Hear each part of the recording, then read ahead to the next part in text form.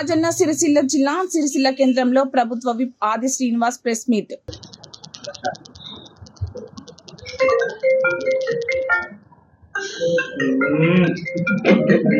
మాటలు కోటలు దాటుతున్న వేళ నేతన్నలపై ముసలి కన్నీరు కారుస్తున్న వేళ మాట్లాడవలసిన సందర్భం ఏర్పడింది అన్నటువంటి మాట ముందుగా చెబుతూ, నేతన్నలకు బకాయిలు పెట్టినందుకు, బకాయిలు పెట్టిపోయినందుకు సారీ చెప్పాల్సింది పోయి, నేతన్నలను బతుకమ్మ చీరలపేట బతుకులను ఆగం చేసినందుకు పొరపాటైంది సారీ అని చెప్పాల్సింది పోయి, బతుకమ్మ చీరల పేరిట సూరత్ నుండి చీరలు తీసుకొని వచ్చి అవినీతి అక్రమాలకు తెరలేపినందుకు సారీ అని చెప్పాల్సింది పోయి, ఇప్పటికీ ఇంకా నేతలను అడ్డం పెట్టుకొని రాజకీయం చేయాలని చెప్పినటువంటి ప్రయత్నం చేయడం ఈరోజు ఇక్కడ ఓ దురదృష్టకరమైన సంఘటనగా నేను భావిస్తూ, అంటుండు సీఎం మొగోడు అయితే అని ఒక పదం వాడిండు. ఎస్, మా మొగోడు మా ముఖ్యమంత్రి రేవంత్ రెడ్డి గారు మగాడు కాబట్టే మీ అవినీతి అక్రమాల పరిపాలనను ప్రజలందరికీ తెలంగాణ వ్యాప్తంగా పాదయాత్ర ద్వారా, సభల ద్వారా, ఎలాంటి రాజకీయ బ్యాక్గ్రౌండ్ లేకుండా వచ్చి మిమ్మల్ని గద్దె దింపించి మా సీనియర్ నాయకులను ఏకం చేసి ఈరోజు తెలంగాణలో ప్రజాపాలన తీసుకొని వచ్చిండు. 9 మాసాలుగా ఒక్కరోజు సెలవు తీసుకోకుండా మీలాగా చెప్పింది వినిపోవాలని అధికారులకు ఆదేశాలు ఇక్కడ ఇవ్వడం లేదు. ఎక్కడ మీరు చెప్పేది విని వెళ్ళిపోవడం ప్రజలకు ఆదేశం ఇవ్వడం లేదు.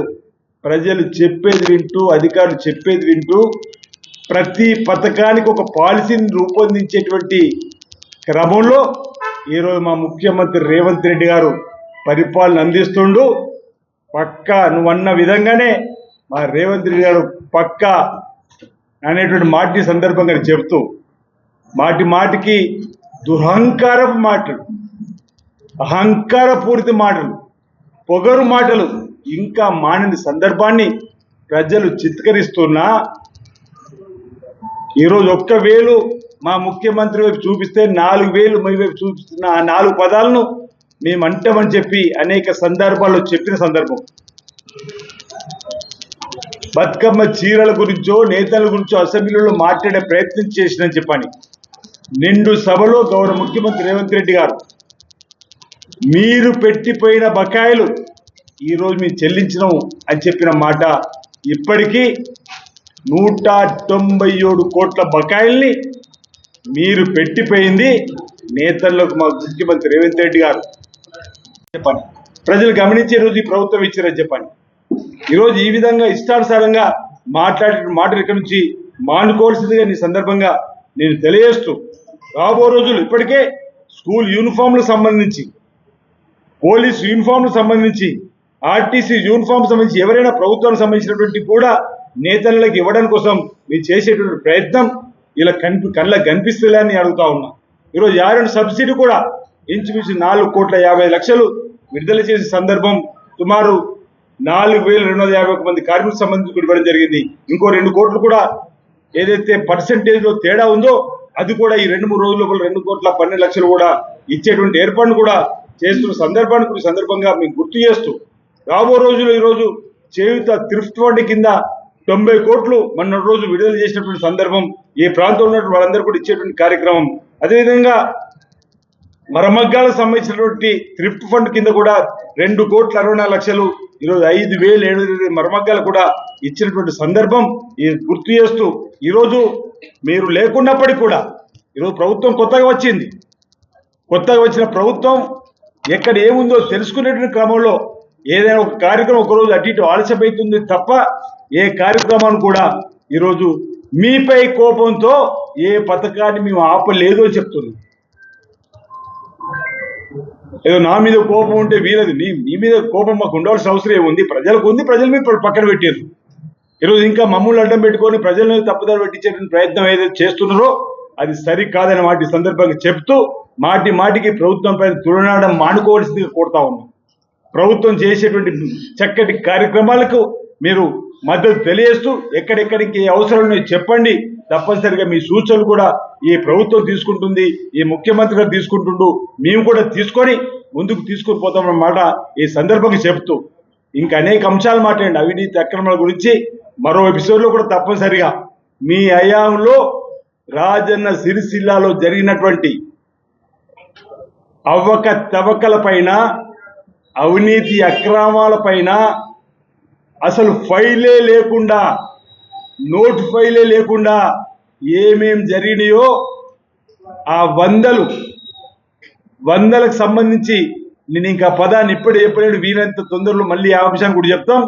ఆ విషయంలో కూడా జవాబు చెప్పాల్సి వస్తుంది. మీరు ఈరోజు ఈ ప్రభుత్వం వచ్చినటువంటి ఏ అవకాశాన్నైనా ప్రజలకు ఉపయోగపడే విధంగా చేసేటువంటి కార్యక్రమం చేస్తుంది తప్ప మరొకటి కాదన్నమాట ఈ సందర్భంగా తెలియజేస్తా ఉన్నాను. నేతన్నల బీమా పథకం కానీ, ఈరోజు చీరలకు సంబంధించిన అంశంలో కూడా ఈ రాష్ట్రంలో ఉన్నటువంటి మహిళా సంఘాల తల్లులకు చక్కటి డిజైన్ తోటి ఓ రూపకల్పన చేసి ప్రకటించిండు. వేలాది మంది నేతన్నల మధ్యలో 8 కోట్ల మీటర్ల చీరలను సుమారు 1,30,00,000 మందికి ఇవ్వడానికి ఏర్పాటు చేస్తున్నామని చెప్పనమాట. మీరు ఇచ్చింది బతుకమ్మ చీరలు బహుశా 1 కోటి అనుకుంటా. నాసిరకం మీ రాజకీయ లబ్ధి కోసం ఆడతల్లులకు ఈరోజు మేము 1,30,00,000 మందికి చీరలకి ఇచ్చేటువంటి కార్యక్రమం కూడా ఇస్తామని ముఖ్యమంత్రి ప్రకటించారు. ఇంకెందుకు కోపం నీకు మా మీద అంటున్నాం. ఆడతల్లును గౌరవించుకుంటూ ఆర్టీసీలో ఉచిత ప్రయాణం పంపించేసి ఆడతల్లును మేము గౌరవించుకుంటున్నాం. అదే మీరేమన్నారు, ఆర్టీసీ బస్సుల్లో ఆడతల్లులు ప్రయాణం చేస్తూ బూత్ ఇష్టానుసారమైన మాటలు, రికార్డ్ డ్యాన్స్ ఆడుకో మాకేం సంబంధం అన్నమాట. అదే అసలు ఆడతల్లులు అంటే మీకు ఏమాత్రం కూడా గౌరవం లేని మీరు ఈరోజు మీ గృహజ్యోతి కింద 200 యూనిట్లు ఉచితం ఇస్తున్నాం. అంటే ఈ మేము చేసేటువంటి కార్యక్రమాలు ప్రజా బాహుళ్యంలోకి చొచ్చుకొని పోయి ప్రజలంతా కాంగ్రెస్ పార్టీ వైపు, రేవంత్ రెడ్డి గారు కాంగ్రెస్ పార్టీ సర్కార్ ఫెవికాల్ బంధం ఏర్పరచుకుంటుంది ప్రజలతో చెప్పని ఓర్వలేక ఈర్ష భావంతో ఈరోజు వ్యక్తిగత నిందారోపణలు చేయడం తప్ప మరొకటి కాదు. ఈ రాష్ట్ర ప్రజలు ప్రభుత్వంకి అవకాశం ఇచ్చింది, కాంగ్రెస్ పార్టీకి ముఖ్యమంత్రిగా రేవంత్ రెడ్డి అయినరు, మా మంత్రులు ఉప ముఖ్యమంత్రిగా మీ అందరూ కూడా ప్రభుత్వంలో భాగస్వామ్యులమై ప్రజలకు అవసరమైనటువంటి కార్యక్రమం చేసుకుంటూ ముందుకు పోతున్నాం. ప్రజలందరూ మీరు ప్రతిపక్ష నాయకుడిగా అవకాశం ఇచ్చారు, ప్రతిపక్షం నుండి సలహాలు ఇవ్వాలని చెప్పని అసెంబ్లీ 3 మార్లు నడిచింది. ఎందుకు మీ తండ్రి గారు అసెంబ్లీకి వచ్చి తగు సూచనలు సలహాలు ఇవ్వలేకపోతున్నారని చెప్పాను, ఎందుకు మౌనమునిగా ఉంటుందని చెప్పారన్నమాట. ఓవైపు కాళేశ్వరం కుంగిపోయింది, కాళేశ్వరం వల్ల 94,000 కోట్ల అప్పు ఈరోజు ప్రజా సంపదన ఇబ్బంది అయిందని చెప్పంటే, ఈరోజు ఒకటి కాదు, ఈరోజు బర్లకు సంబంధించిన అంశం కానీ, గొర్రెలకు సంబంధించిన అంశం కానీ, టెలిఫోన్ ట్యాపింగ్ సంబంధించిన కానీ, ఈరోజు కాళేశ్వరం పైన విచారణ జరుగుతున్న తీరులో కానీ, అంటే ఒకటి తర్వాత ఒకటి. ఈరోజు మేము ఇంకో మాట ఏదో అన్నట్టు హైడ్రాకు సంబంధించిన అంశంలో ఈరోజు మీ హయాంలో హైడ్రా తోటి రక్షించుకోబడ్డటువంటి నాలాలను, కుంటలను, చెరువులను కబ్జా చేసినటువంటి దాన్ని గుర్తించి హైడ్రా ద్వారా మేము ఈరోజు మళ్ళీ వాటన్నిటిని కూడా ప్రజా సంపదను, ప్రజలకు ఉపయోగపడేటువంటి చెరువు కుంటలు మళ్ళీ తీసుకొచ్చే ప్రయత్నం చేస్తుంటే దాన్ని కూడా స్వాగతించాల్సిపోయి ఇష్టానుసారంగా మాట్లాడేటువంటి మాటలు